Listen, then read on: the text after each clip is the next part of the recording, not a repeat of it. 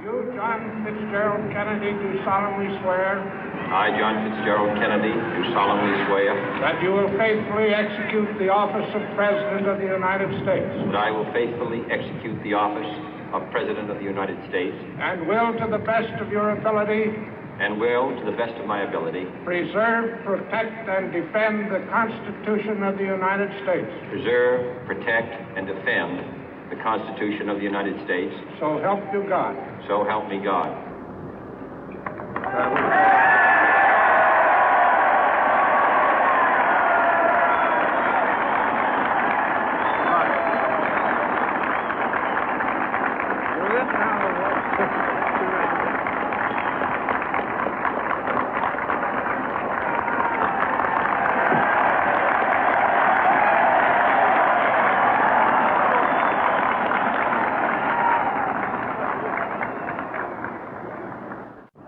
Vice President Johnson, Mr. Speaker, Mr. Chief Justice, President Eisenhower, Vice President Nixon, President Truman, Reverend clergy, fellow citizens.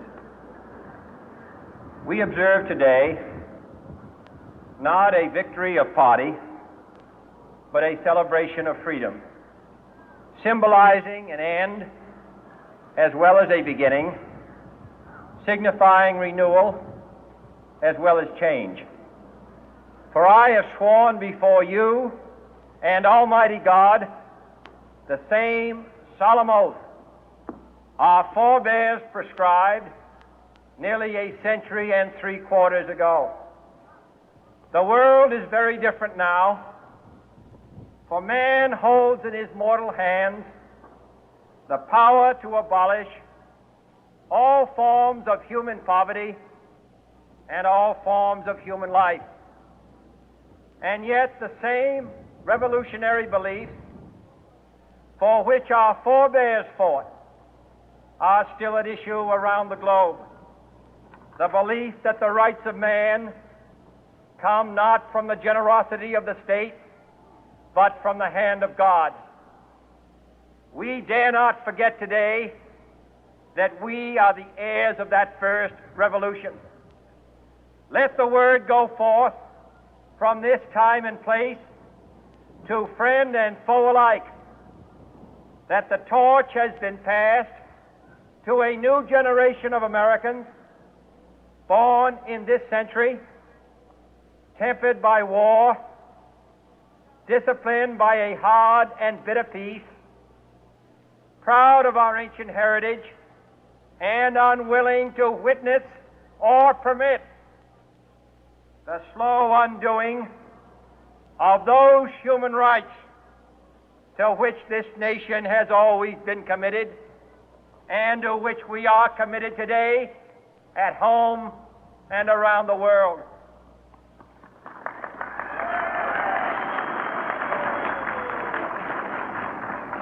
Let every nation know, whether it wishes us well or ill, that we shall pay any price, bear any burden, meet any hardship, support any friend, oppose any foe to assure the survival and the success of liberty.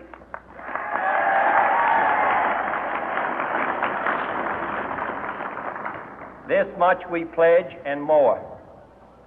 To those old allies whose cultural and spiritual origins we share, we pledge the loyalty of faithful friends. United, there is little we cannot do in a host of cooperative ventures. Divided, there is little we can do, for we dare not meet a powerful challenge at odds and split asunder. To those new states whom we welcome to the ranks of the free, we pledge our word that one form of colonial control shall not have passed away, merely to be replaced by a far more iron tyranny. We shall not always expect to find them supporting our view, but we shall always hope to find them strongly supporting their own freedom, and to remember that in the past, those who foolishly sought power by riding the back of the tiger ended up inside.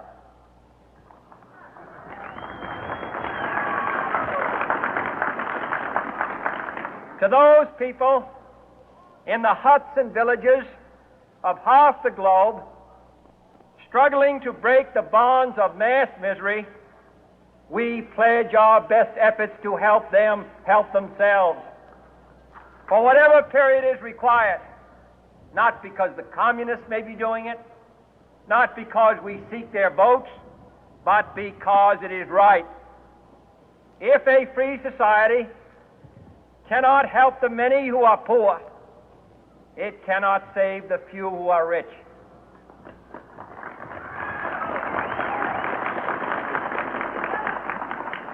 To our sister republics south of our border, we offer a special pledge to convert our good words into good deeds, in a new alliance for progress, to assist free men and free governments in casting off the chains of poverty.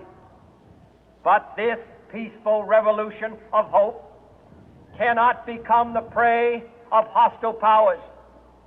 Let all our neighbors know that we shall join with them to oppose aggression or subversion anywhere in the Americas. And let every other power know that this hemisphere intends to remain the master of its own house.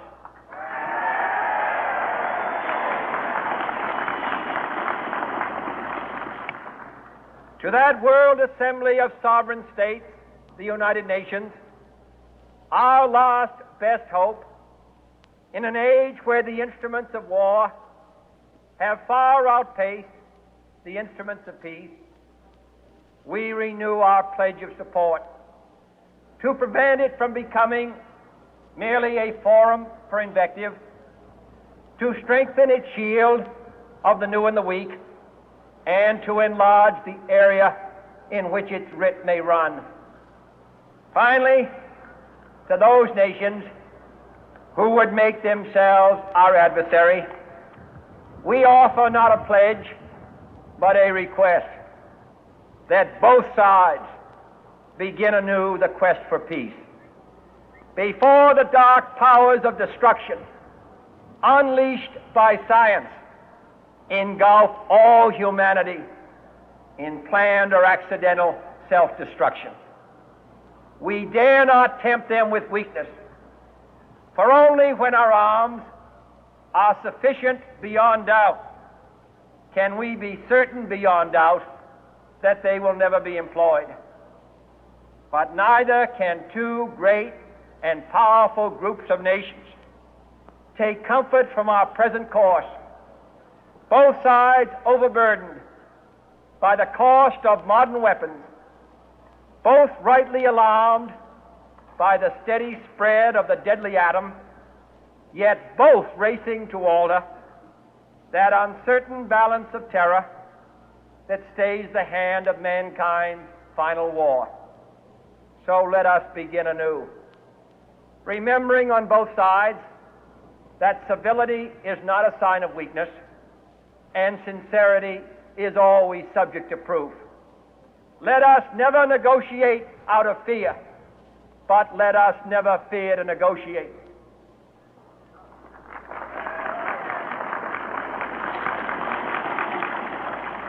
Let both sides explore what problems unite us, instead of belaboring those problems which divide us.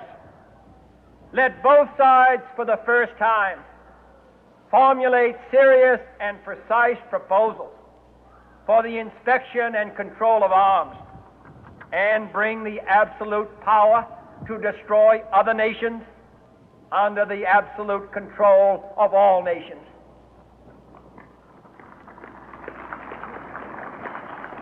Let both sides seek to invoke the wonders of science instead of its terrors. Together, let us explore the stars, conquer the deserts, eradicate disease, tap the ocean depth, and encourage the arts and commerce. Let both sides unite to heed in all corners of the earth the command of Isaiah to undo the heavy burden and let the oppressed go free. And if a beachhead of cooperation may push back the jungle of suspicion, let both sides join in creating a new endeavor, not a new balance of power, but a new world of law, where the strong are just and the weak secure and the peace preserved.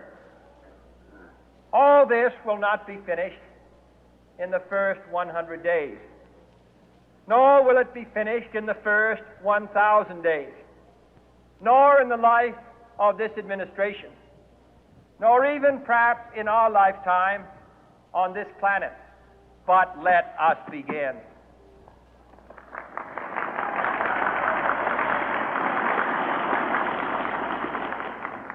In your hands, my fellow citizens, more than mine, will rest the final success or failure of our course.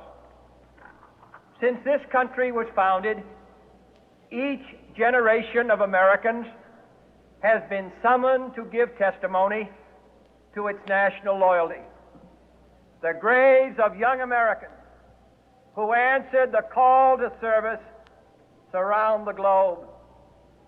Now the trumpet summons us again, not as a call to bear arms, though arms we need, not as a call to battle, though in battle we are, but a call to bear the burden of a long twilight struggle, year in and year out, rejoicing in hope, patient in tribulation, a struggle against the common enemies of man, tyranny, poverty, disease, and war itself. Can we forge against these enemies a grand and global alliance, north and south, east and west, that can assure a more fruitful life for all mankind? Will you join in that historic effort?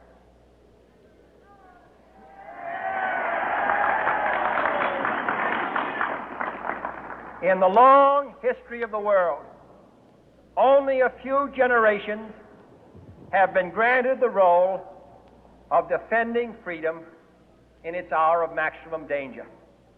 I do not shrink from this responsibility. I welcome it.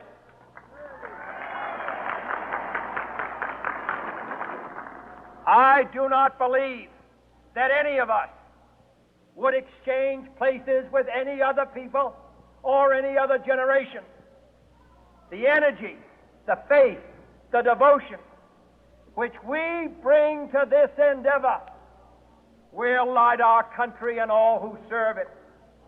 And the glow from that fire can truly light the world. And so, my fellow Americans, ask not what your country can do for you, ask what you can do for your country.